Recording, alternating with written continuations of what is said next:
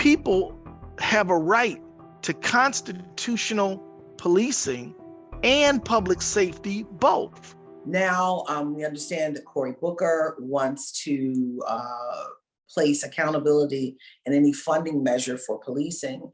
And right now, there's some to include in the Democratic Party that doesn't want it. Why? What do you think about that? And why do you think it's not happening right now? As Black people wanted that more than anything, especially at the time of the first year anniversary, especially after people thought it was going to happen immediately after Chauvin was tried, found guilty, and convicted.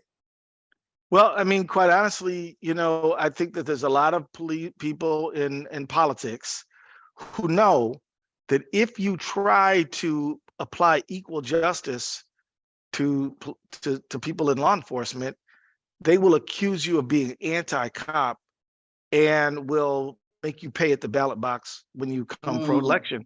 And let me tell you, when I ran for Attorney General the first time, I won by 100,000 votes. Not that much, but 3 or 4 points. This time I only won by 20,000 votes, less than a full point, 0.9%.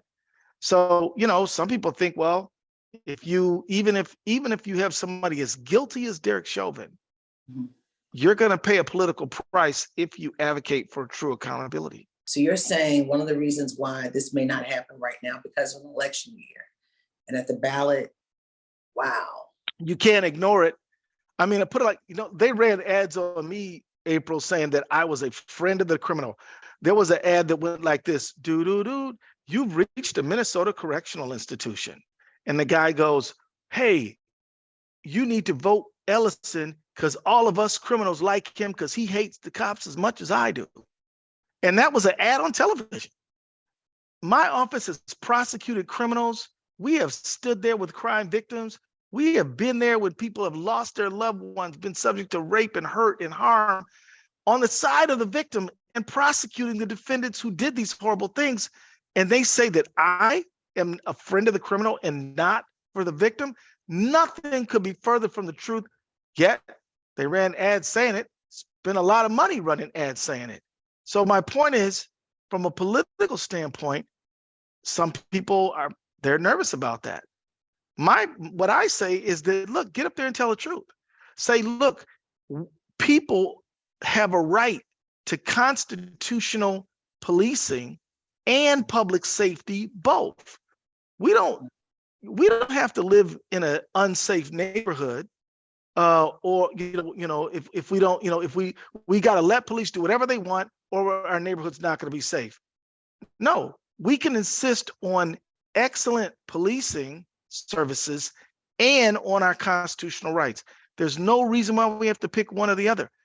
And here's the thing: if I say a doctor is bad, that doesn't mean all doctors are bad.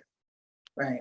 I prosecuted Derek Chauvin. I didn't prosecute the police. I prosecuted a few folks who committed a crime which a jury of 12 people found that they were guilty beyond a reasonable doubt.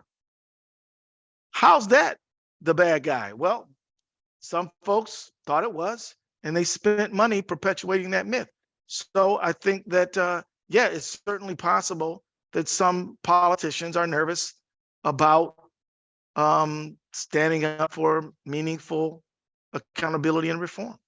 First of all, I can tell you as a personal experience, if you hold police officers accountable, some police will think you're anti-cop, no matter how guilty that officer was, or the ex-officer. Because here's the thing: I never prosecuted a police officer.